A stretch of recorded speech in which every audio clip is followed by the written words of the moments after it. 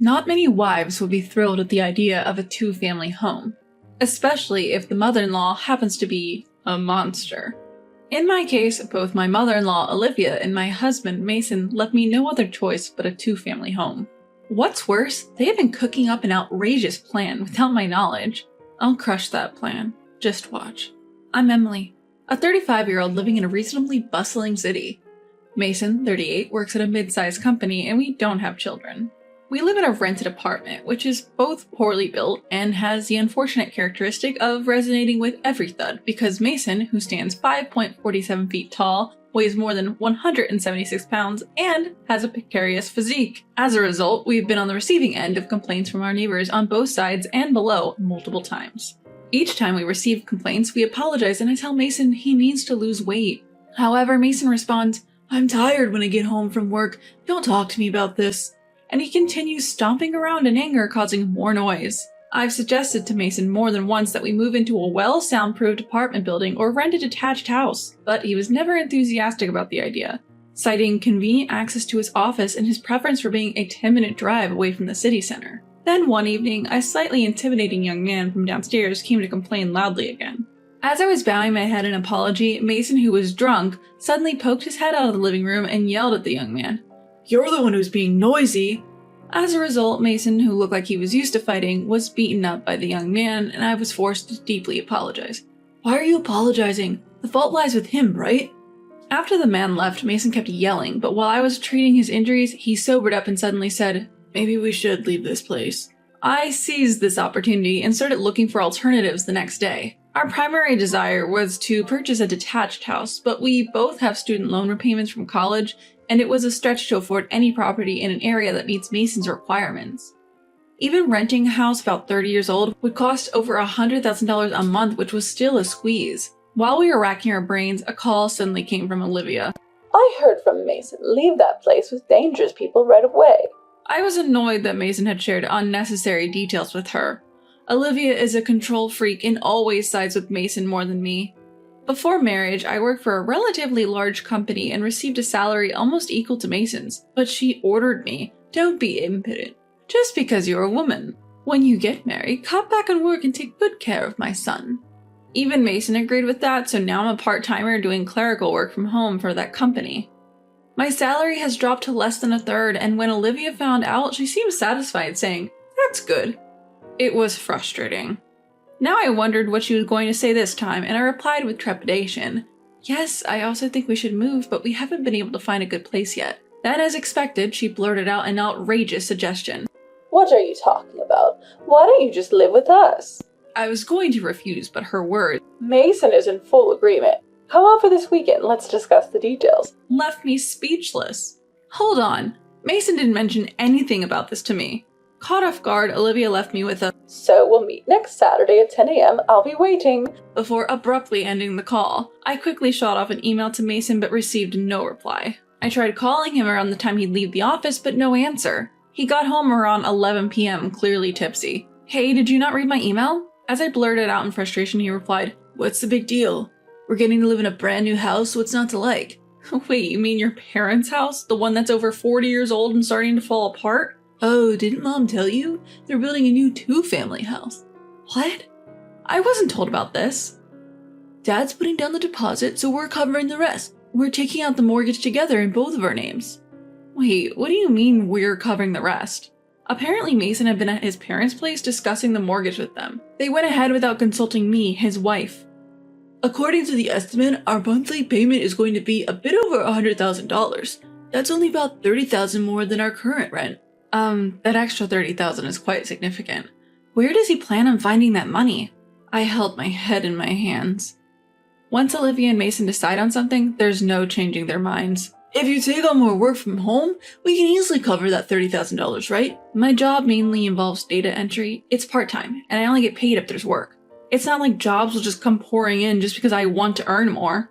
I've explained my work situation to him several times, but he just doesn't seem to get it. And if he knows how much the monthly payment would be, it means the plan has moved along quite a bit. Even though he has been so opposed to moving, I find it strange that he suddenly wants to move back to his parents' place. The conflict with the man living downstairs is definitely a factor, but it bothers me that he agreed so easily to a plan where we have to cover most of the cost for a two-family home. I had a bad feeling about this, and I was scared to visit his parents over the weekend. When we did go, Olivia was all smiles saying, "Let's live in a two-family house together. I've even invited a sales rep." And sure enough, she'd arranged for a salesperson from a major home builder to be there. The man spread the blueprint in front of me and started explaining the 3 types of two-family houses. The separate type, where everything from the kitchen to the bathroom is duplicated. The shared type, where only some parts are shared between the two families. And the integrated type, where all living spaces are shared. Of course, I would prefer either the separate or shared type, but Olivia and Mason were in favor of the integrated type. It's better for us to live together, don't you think? And the construction cost can be significantly reduced. While it's nice to save on construction costs, I have no desire, let alone ability, to live closely with Olivia. Besides, the integrated type is more convenient for raising kids, right? I'll be there to help. Raising kids? After trying for several years, we'd given up on having children. I'd explained this to Olivia. Why was she talking about raising kids? Something was definitely off. Seeing my stunned silence, Mason hastily added, No, it's just in case we have kids in the future," he stuttered, trying to deflect the issue. I can't deny the possibility, and living with in-laws can be convenient when raising kids, but before deciding whether to move into a multi-family home, there was a significant problem with this potential home. The mobile phone signal was terrible. Call drops, lots of static, it was a mess. The issue seemed to stem from the house being surrounded by tall buildings. Plus, there was an old rumor floating around about the harm mobile phone signals can cause to the human body. Despite knowing that today's phones are produced under stringent safety standards, Olivia stubbornly held on to that old wives' tale, refusing to do anything about improving the signal. But that was a problem. My work involves taking orders and questions via my mobile phone, often at the 11th hour, scrambling to meet deadlines. My mobile phone is company provided and they take care of the bills. One task could involve a call lasting nearly 30 minutes, so using a landline because of a poor mobile signal could add up in call charges. Unfortunately, neither Olivia nor Mason understood the gravity of the situation. They rarely used their mobile phones at home, so they couldn't see why it was a big deal. But I couldn't let this slide. Listen, if we move here, I can't do my job. If I can't work, we can't pay off our mortgage. I don't think we can live here after all. I pleaded to Mason. He sighed dismissively. The multi-family home we were planning to build was to be in both Mason and I's names, with both of us responsible for the mortgage payments. Mason claimed it was for a larger tax break from the mortgage deduction. In reality, there was another reason. I was taken aback that he'd made this decision without me, but if I didn't agree, we couldn't go through with it. Ignoring Mason's sigh, I stood my ground and managed to postpone the decision. I was secretly hoping the whole thing would be scrapped. Working in an area with poor mobile coverage was impossible, and I wanted to avoid living with Olivia at all costs. But against my wishes, Olivia and Mason continued planning. The in-laws' room would be a sunny second-floor one. They'd install an elevator, considering possible future needs for caregiving and wheelchair accessibility. The kitchen, bathroom, and toilet would all be on the first floor. Wait, an elevator? A quick search revealed a home elevator could cost between $3 to $4 million. Claiming the sunny second floor for themselves and placing the kitchen, toilet, and bath on the first floor meant they'd use the elevator multiple times a day, increasing our electricity bill and yearly maintenance costs. And I couldn't see the in-laws covering those costs. When I asked Mason about it, he said, "We'll use it too, so let's split the costs." Why does he always disregard my feelings? When I started giving Mason the cold shoulder, his already late return home became even later. At first, I assumed he was spending time at his parents' place, but a phone call revealed that wasn't the case. Olivia continued her daily ambushes at our home. "Why are you so against this? Are you determined to refuse to live with us?" "That's right. Once we have kids, they can help look after them."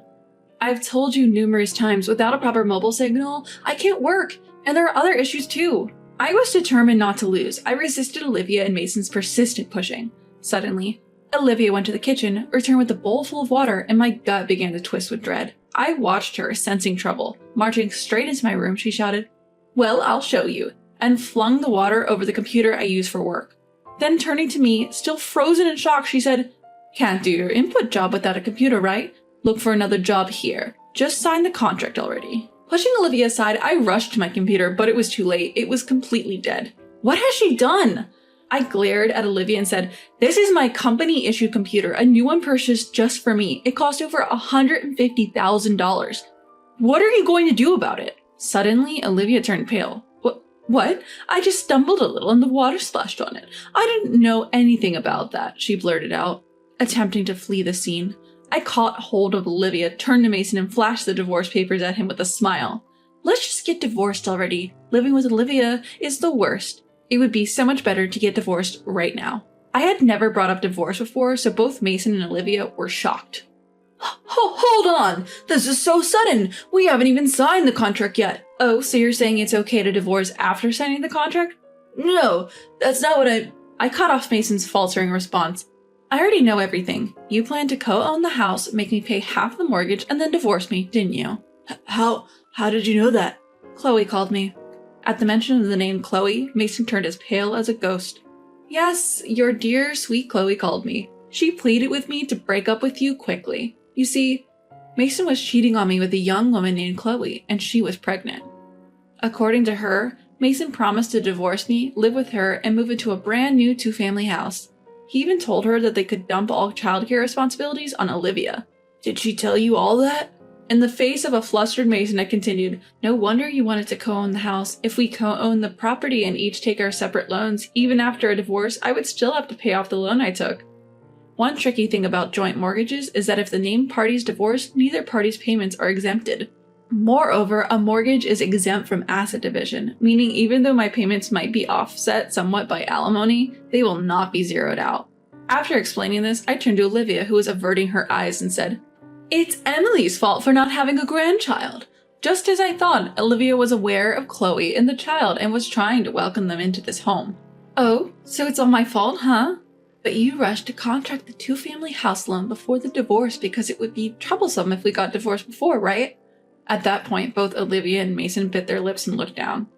I held the divorce papers out in front of Mason and said, If you say you're not divorcing, you can't marry Chloe. She told me she's terminating her apartment lease at the end of the month. She's ready to move into your parents' house as soon as possible and put in her orders for the 2-family home. If I don't divorce you, I'll stay in the apartment that's in your name, and your mistress will comfortably settle into your parents' house. Money will be tight, and your reputation will suffer, won't it?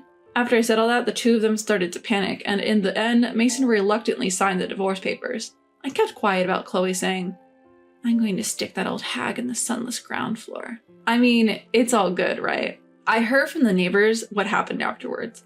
After divorcing me, Mason married Chloe, but due to her strong opposition, they ended up not building the 2-family house. But of course, there was no way the young Chloe could bear to live in his old house that's over 40 years old, and Olivia, burdened with the baby, was grumbling nonstop.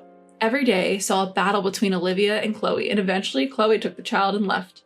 I heard Mason is now sleepless at night, worrying about the compensation and asset division from our divorce lawsuit, living expenses claimed by Chloe during their separation, the impending divorce lawsuit from her, and the child support that he will likely have to pay. Chloe, on the other hand, is impatient about the compensation claimed from their divorce lawsuit, and seems to be pressuring Mason to pay.